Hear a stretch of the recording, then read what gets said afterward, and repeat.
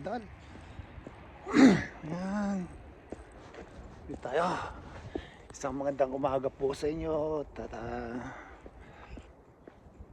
Ako naman po ay papasok sa aking trabaho. Kumusta po kayo mga idol? Harap na. Ayan. Dito po tayo sa banda ng Saitama.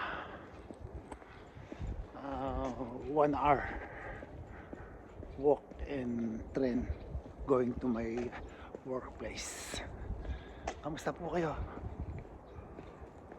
Ay, shoutout po sa ating mga kaibigan, ating mga kaibigan sa Team Arat, sa ating mga gifter. Maraming salamat. At kila Melanie, kila Jenjen, kila Debbie, ay kila Neria, at marami pang iba. Dito muna ako sa YouTube, the live, at nagpo-post kasi gusto kong ayokong mawala ang YouTube channel ko dahil mas nauna ako dito, mas talagang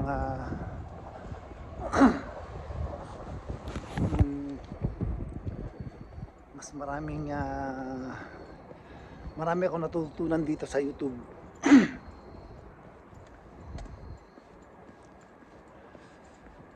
Kamusta kayo? Yan lang, sabi ko, masaya ako sa TikTok. Kakaroon ako ng maraming kakilala. Kaya lang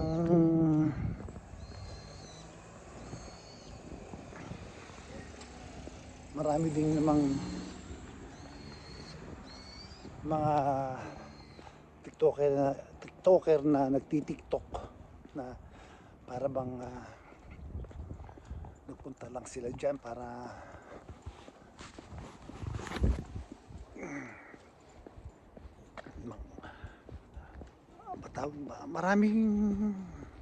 maraming way,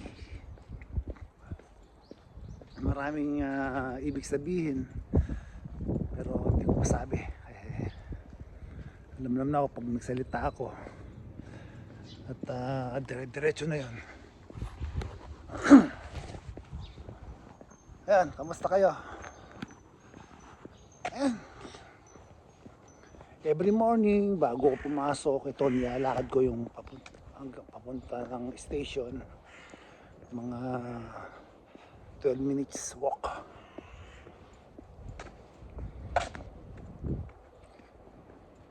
Kagandahan dito, tahimik. Kaya lang siyempre sa nangyayari ngayon dito sa Japan,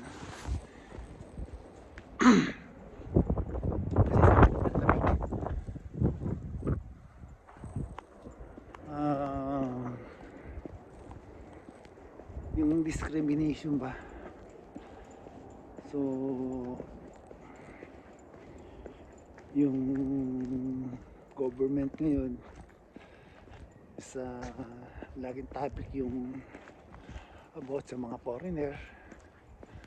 May mga nagsasabi na hindi nila kailangan ng foreigner, sabi na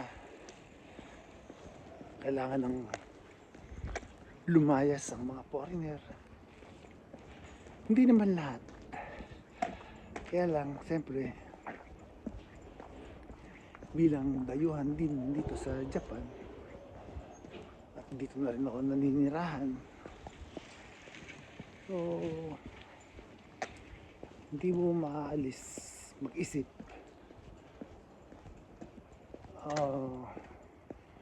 yung mga posibleng mangyari, di ba?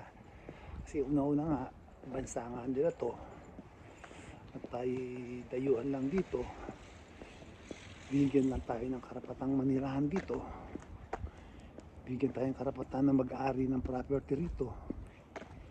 Yung kaso sa kagawa ng ibang mga dayuhan,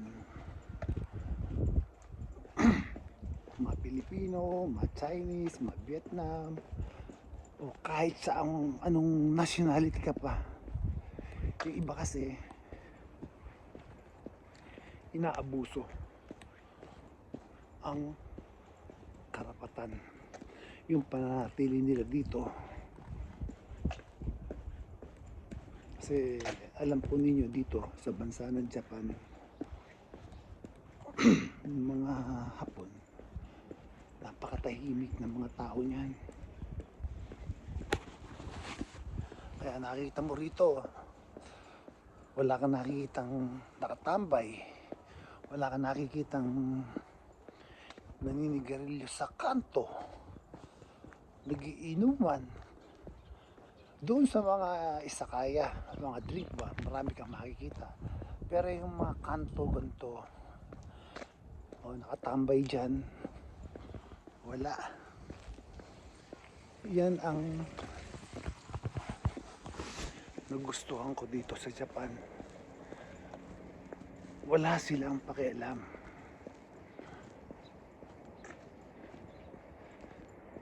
sa buhay. Hindi mo nga kilala yung kapitbahay mo rito eh. Oh, yung kapitbahay ko doon, hindi mo kilala.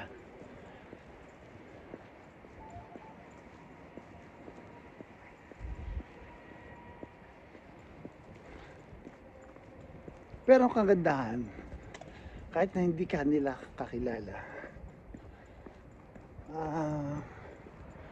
nagkaano kayo, kahit pa paano tumutulong sila, tapos binabati ka rin nila.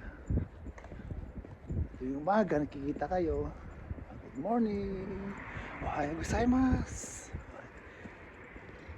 Yun ang kagandahan sa nakita ko rito sa Japan. At minsan yung kapitbahay ko, ayun,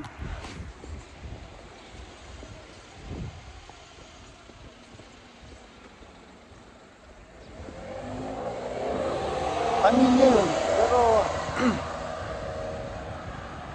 mabait sila. Minsan naglilinis ako, itrim ako ng tawid lang sa gulod. Nagtitrim ako ng halaman sa tapat kasi nga mag-winter na. So kasi dito pagka winter, nalulugas na yung karamihan ng mga dahon. Kaya kailangan kong itrim yun para pagka malapit na yung summer, dadahon na naman yun. Pinausap ako. Sabi ako naman nahiya dahil sa area na yun, ako lang yung Pinoy.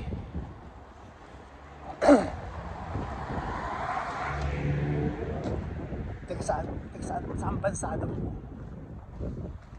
Sabi ko, Pilipino, sa Pilipinas ako. Tapos nagulat sila. Kasi yung area nga na yun, yung tinitirhan ko, talagang almost 2 years na ako doon. Wala ako nakita ibang lahi. Puro Hapon. At ako lang talaga yung Pinoy lang. Dahil magto 2 years na ako doon. Wala talaga akong nakita. Wala talaga akong na-meet. Kaya yung mga Hapon na kapitbahay ko, tutuwa naman sila. Dahil sabi nila sa akin na naglilinis daw ako ng bakuran. Kasi yung karamihan ng mga Hapon, bihirang-bihirang may time sila sa bakuran nila. Makita mo doon, yung mga halaman nila dry, hindi dry, madamo. Talagang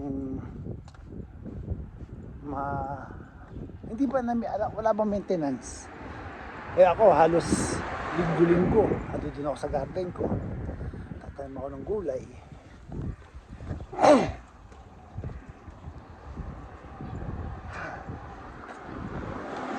naman ako dahil sa ganung bagay, natutuwa sila sa akin. Ngayon, sana nga, sabi ko, gusto ko lang i-offer. Gusto mo, linisin ko yung bakuran mo pagka may free time ako. Yun. Kaya lang, siyempre, nahiya naman ako. Gusto ko sila yung mag-approach, di ba? Siyempre, another income din yun.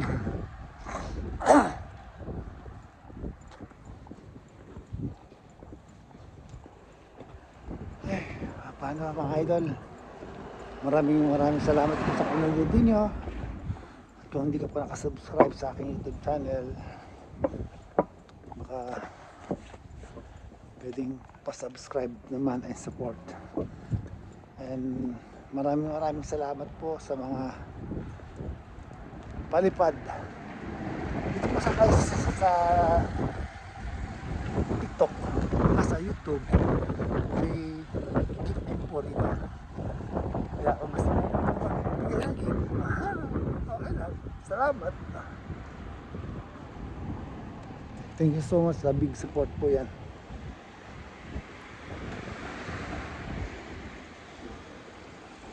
Dito na po ako sa station, ha.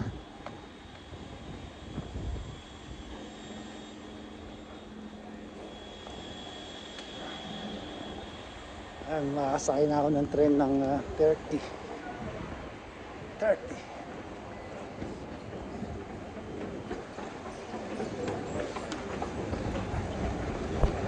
30 na ako makakasakay.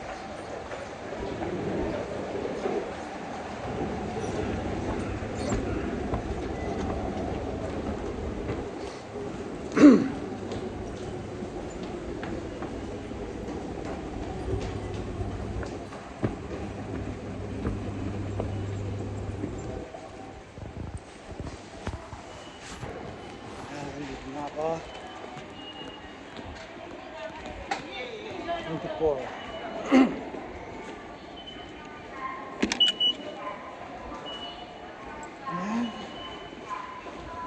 Hindi na ako umabot sa tren, kaya next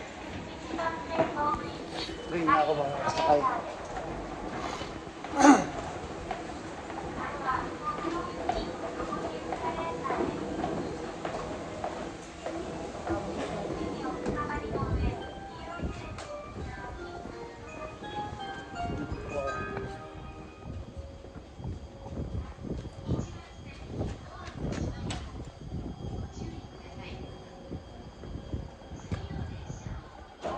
Hindi ako sumakay kasi wala na akong upuan dito.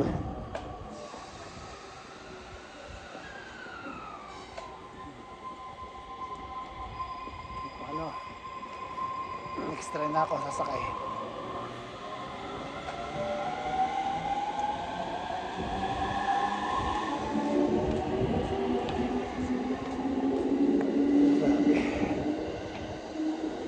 Okay.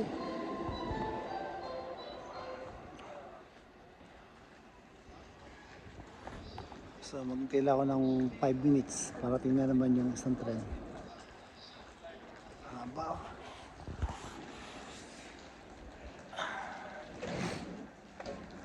Pag kasi ganitong taglamig, kailangan mo magbalot talaga. Sobrang lamig, masakit sa kamay. Makaprose, para bang pinaprose. Lalo na ngayon, kung ikukumpara mo sa ibang bansa, hindi pa malamig dito kasi iba nag-iielo talaga eh. Negative 20, negative 18, negative 10, negative 12. Dito sa area ko, ngayon, negative 6 lang. Pero masakit sa kamay, masakit sa ilong, masakit sa dibdib. Kaya kailangan magtakip. Masakit sa tenga.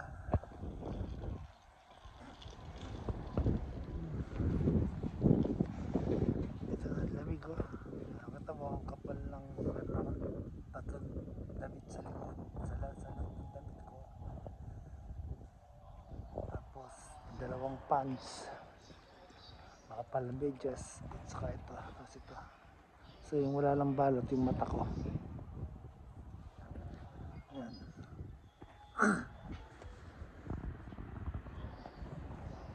Ito na, parating na yung train. Thank you so much.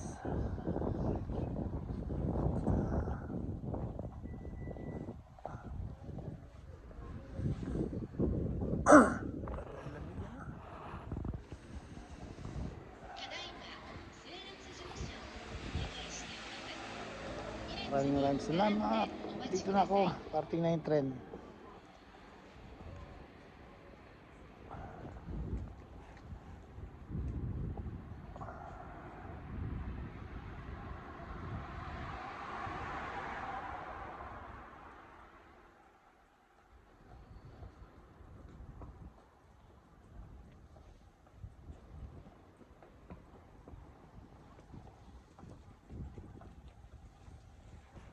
Thank you.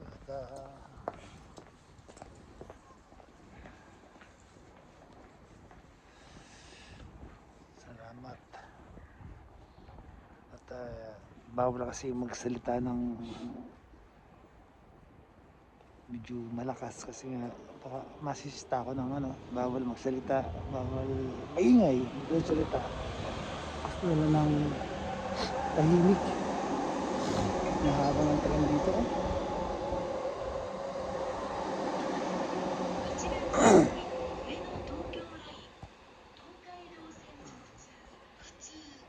Ito parating na yung tren.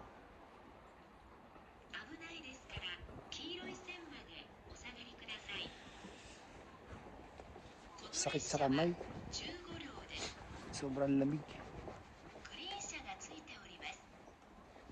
Tutulo si Pun.